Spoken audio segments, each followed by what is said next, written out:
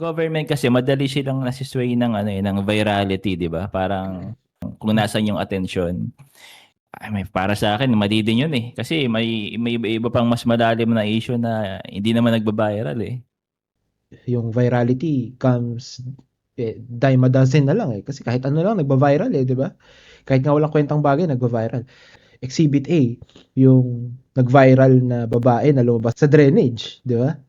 Dahil nag-viral Ah, yon, anong ginawa ng DSWD? Binigyan ng 80,000 in cash. Binigyan ng pangkabuhayan, di ba? And ito pa malala, hinar nila as social worker sa DSWD. Binigyan na ng pera, binigyan pa ng trabaho within the DSWD. Imagine, hirap na hirap ka kumuha ng trabaho, kailangan mo pa ng degree, kailangan mo pa ng iba't ibang certification para magkaroon ka ng trabaho sa gobyerno.